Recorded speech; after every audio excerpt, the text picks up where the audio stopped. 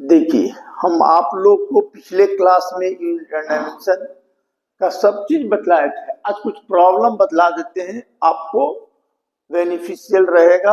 आप किताब में पढ़ेंगे और प्रॉब्लम देखिएगा, आपको समझ में आना चाहिए।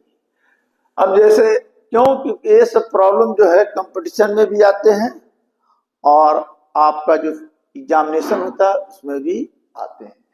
यूनिट एंड डायमेंशन आसान है, पेपर है, लेकिन ध्यान से आप देखिएगा। जैसे कहता है कि आज हम प्रॉब्लम ही बता रहे हैं, तब प्रॉब्लम में देखिए निकालने के लिए डायमेंशन, जैसे एक चीज याद रखिएगा कि एंगल का डायमेंशन क्या बताए थे, तो एंगल का कोई डायमेंशन नहीं होता है।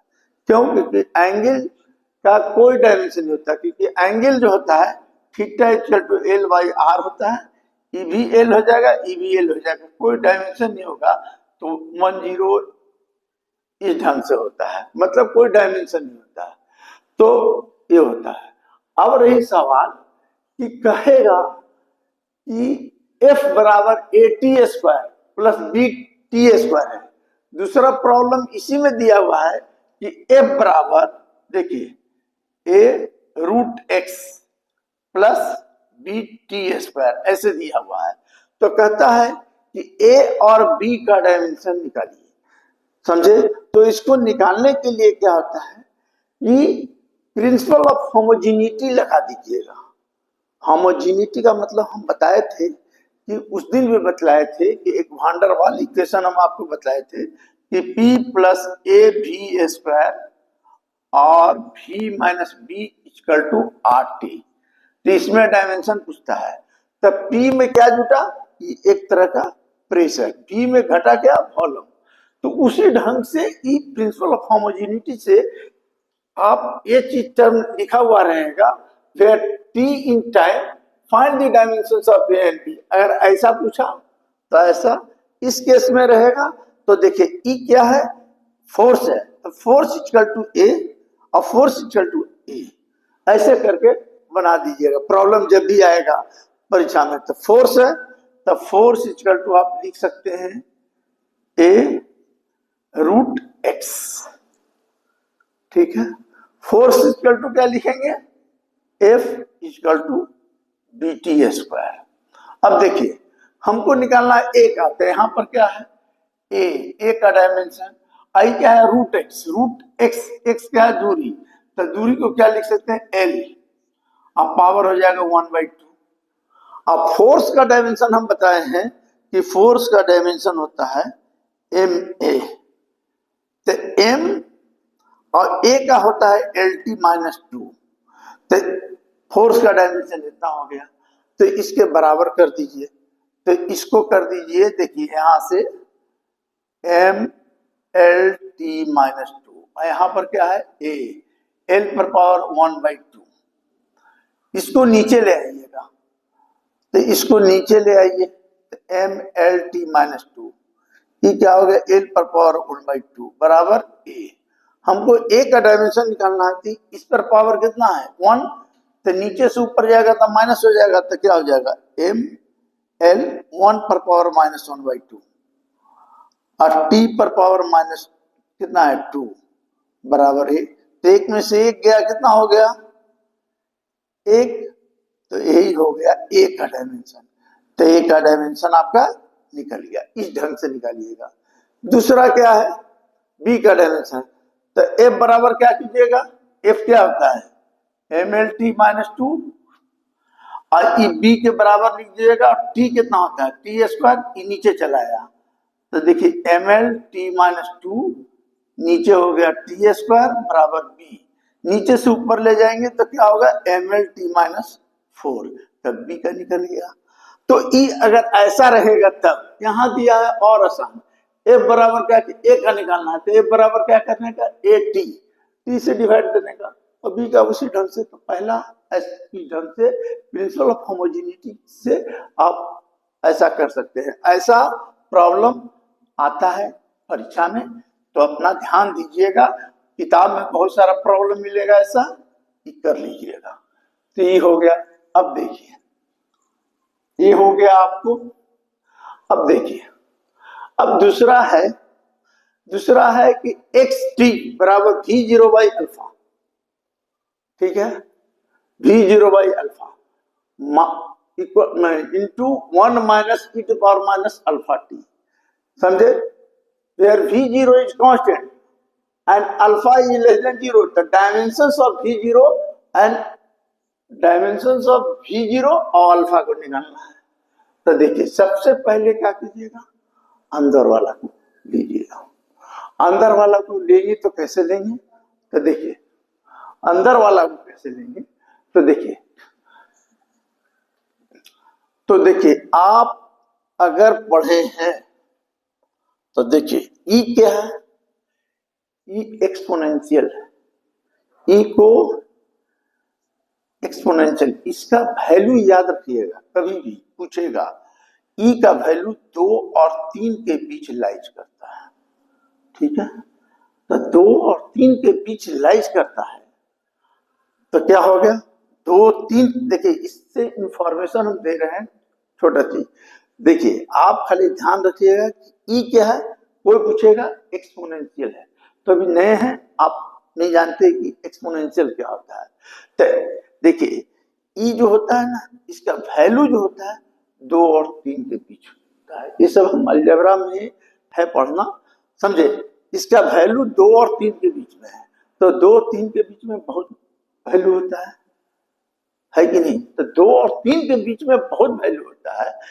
तो इसको हम लोग क्या बोलते हैं कि याद रखिएगा 2 और 3 के बीच लाइज करता है, तो इसको एक्सपोनेंशियल कहते हैं।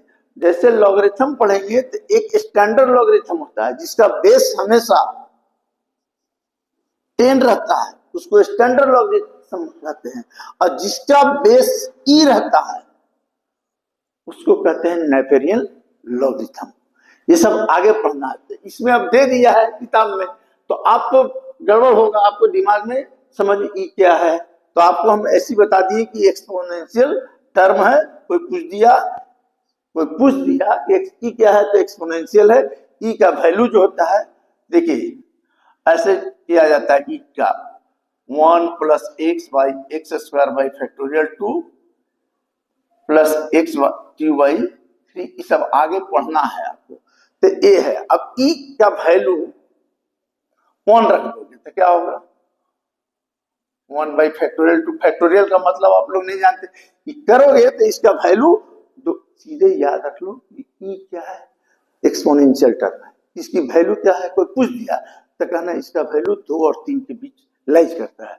अब 2 और 3 के बीच लाइज करता है, बस इतना ही। जैसे पाई है तो पाई के वैल्यू क्या बोलते हैं 22/7 बोलते हैं, इसको क्या बोलते हैं 3.14 आता है, यही नहीं बोलते हैं, तो पाई का वैल्यू इतना होता है।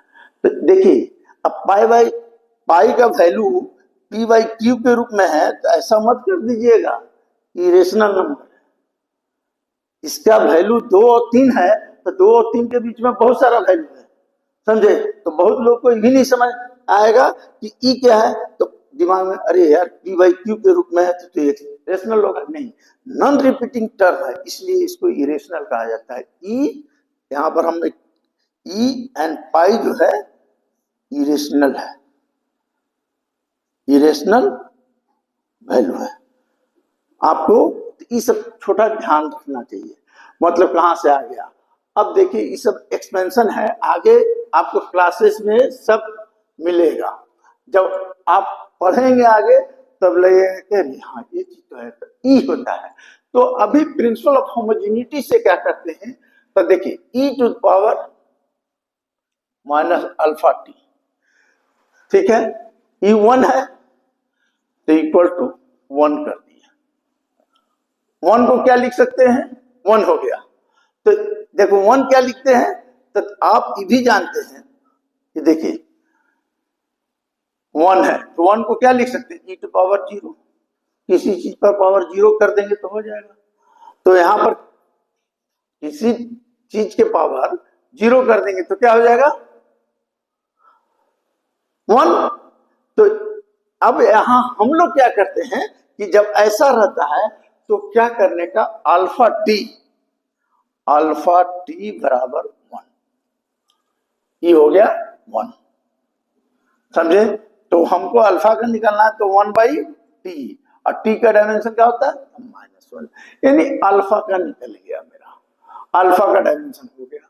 अब हमको v0 निकालना है, तो v0 का कितना टर्म का निकल गया इतना। अब v0 का निकालना है तो देखिए x बराबर v0 अल्फा, तो v0 बराबर क्या हो गया x इंटू अल्फा। तो x कितना है, x का दूरी है तो l हो गया, और इसका कितना हो गया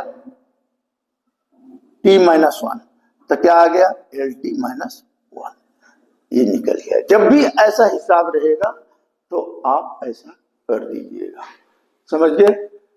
मतलब प्रिंसिपल ऑफ होमोजेनिटी से अल्फा टी बराबर 1, समझे।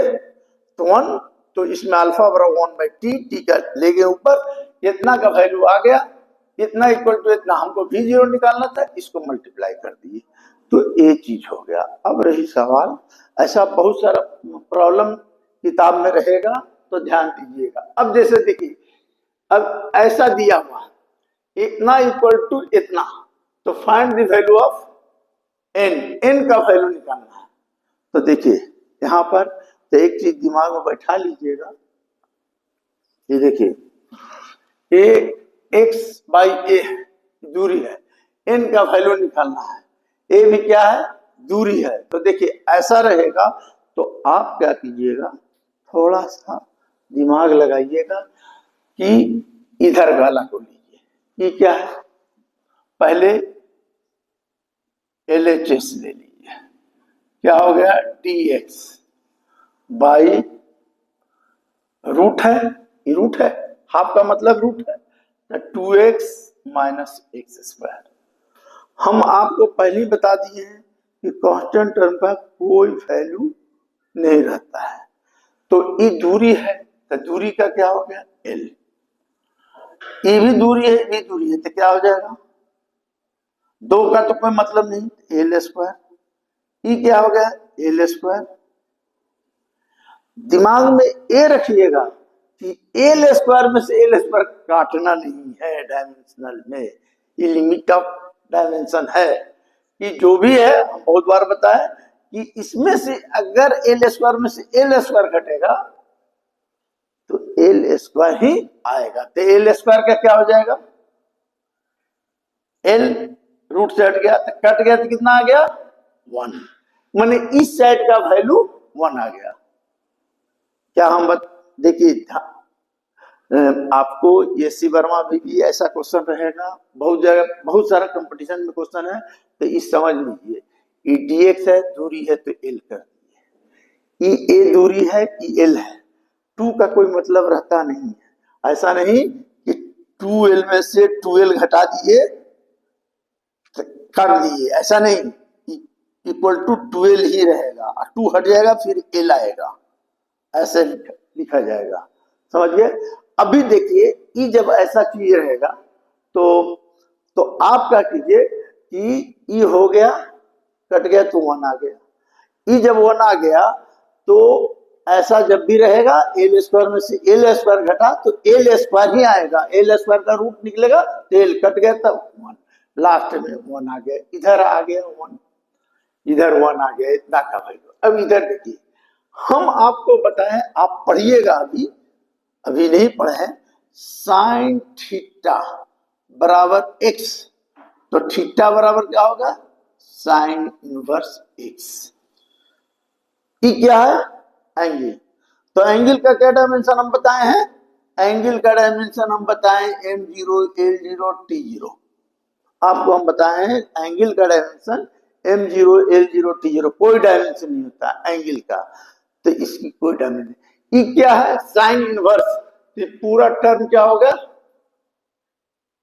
एंगल है, कोई एंगल है, तो एंगल में क्या होता है, एंगल का कोई डायमेंशन नहीं, ये काम खत्म, ये काम खत्म, तो बचा क्या एन, तो an बराबर क्या मिला 1 क्या लिखते हैं a0, तो n बराबर क्या हो गया 0, आंसर 0 आया, वैल्यू ऑफ n, समझ में आया। ये देखिए इस समझ में आया तो ठीक है, नहीं तो आप लोग ये सब कंपटीशन आता है क्या। फिर बता दिए हमने बोला कि एंगल का डायमेंशन कुछ नहीं होता है, एक तरह का एंगल है। अगर कोई बच्चा इसे कर दिया तो सर ऐसे कीजिए, साइन इनवर्स एक्स का क्या होता है एल, ये हो गया एल U1, ये क्या हो गया साइन इनवर्स 1 माइनस 1, क्या हो गया साइन इनवर्स, क्या हो गया, ये क्या है कट गया है इसलिए 0, साइन 0 कब होता है साइन 0, फिर क्या आ गया 0, ये क्या हो गया 0 आ गया, 0 आया कि नहीं इधर, तो हम इस 0 का मतलब क्या हो गया, इस साइड का कोई डायमेंशन नहीं। अभी क्या आया था, हम क्या बोले एंगल का कोई डायमेंशन नहीं, M0 L0 T0, तो ऐसे भी कर सकते हैं। हम क्या बोल रहे हैं कि सीधे देखिए कि एंगल है, एंगल का कोई डायमेंशन, इधर का क्या डायमेंशन आया था 1, तो 1 बराबर a to power n equal to 1, 1 को क्या लिख सकते हैं a टू पावर 0, बेस पे हटा दिए तो n बराबर 0, तो ये आपका हो गया। देखिए तो आपको एक क्वेश्चन हो गया, ये सब ऐसा ऐसा क्वेश्चन कंपटीशन में आता है, आप थोड़ा ध्यान दीजिएगा, ढेर सारा प्रैक्टिस कीजिए, आपको सब समझ में आएगा, नहीं आएगा तो फिर हम हैं। अभी देखिए आपको हम बता रहे हैं एक और, देखिए अब है क्या, एक क्वेश्चन है ऐसा कि भी किताब में दिया हुआ है, potential energy of particles varies with distance x, यानी पोटेंशियल एनर्जी क्या निर्भर कर रहा है distance x from origin U equal to x plus X square plus B दिया हुआ है, इस ढंग का आपको दिया हमको। देखिए अब यहां where n B are dimensionless constants find the dimensions formula of AB, अगर ऐसा रहा तो सबसे पहले क्या करने का कि पोटेंशियल एनर्जी है डायरेक्टली प्रोपोर्शनल माने वेरीज फ्रॉम बी से डिस्टेंस x, माने पोटेंशियल एनर्जी वेरीज जो है डिस्टेंस x, तो a एंड b का हमको निकालने कह रहा है। तो देखिए अभी यहां पर क्या होगा, अभी यहां पर होगा क्या कि पोटेंशियल एनर्जी है, ठीक है, तो पहले हम a और b का निकालना है, तो आपको हम जहां भी ऐसा लिखा हुआ रहेगा एक्स स्क्वायर प्लस बी, नीचे में हो या ऊपर में हो, इसका मतलब प्रिंसिपल ऑफ होमोजेनिटी से एक्स स्क्वायर बराबर का हो गया बी, एक्स क्या है डिस्टेंस, तो एल स्क्वायर बराबर क्या हो गया बी, माने बी का डायमेंशन आपका निकल गया।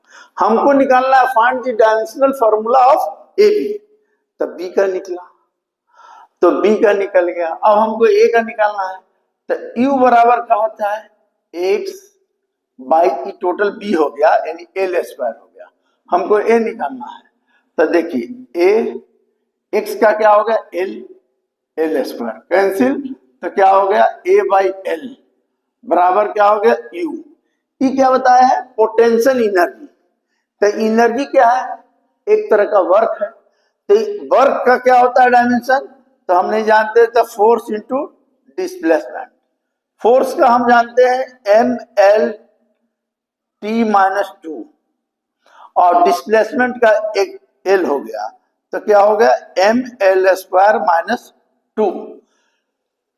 तो चाहे कोई एनर्जी हो, काइनेटिक एनर्जी हो, पोटेंशियल एनर्जी हो, मैकेनिकल एनर्जी, एनर्जी का डायमेंशन यही होगा, तो पोटेंशियल एनर्जी है तो इसको कर दीजिए, तो M L square T minus 2, नीचे ए बाई एल, ई एल यहां चला जाएगा, तो M by L cube minus T minus 2 बराबर ए, यानी आपका ए का डायमेंशन निकल गया, तो ए का निकल गया और बी का निकल गया, तो दोनों का मल्टीप्लाई करेंगे तो ए कितना आया इतना, M L cube T minus 2, B कितना है, बी का निकालने एल स्क्वायर, तो कितना हो जाएगा 3 और 2 5, पावर जुड़ता है, तो एम एल 5 टी माइनस 2 आ गया।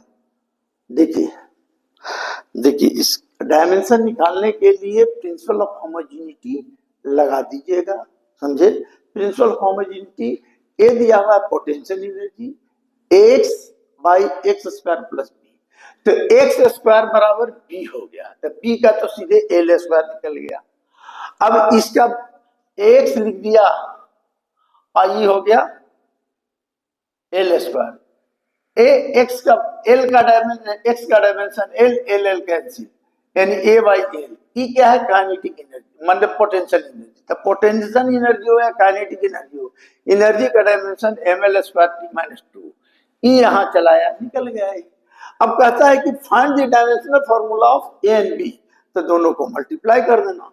और इस केस में जब ऐसा रहेगा तो याद रखना इनवर्स जब भी रहेगा तो उसको एंगल समझिएगा, और एंगल का कोई डायमेंशन नहीं होता। और जब ई टू पावर ऐसा रहेगा तो सीधे कीजिएगा कि क्या है एक्सपोनेंशियल टर्म है, तो अल्फा टी बराबर 1, समझे, और इक्वल टू 1, फिर अल्फा निकल गया और उसके बाद भी। तो ये सब चीज आपको ध्यान में रखना है, और तो इससे तो ज्यादा आता नहीं। अब आपको हम बताते हैं दूसरा चीज, मेटा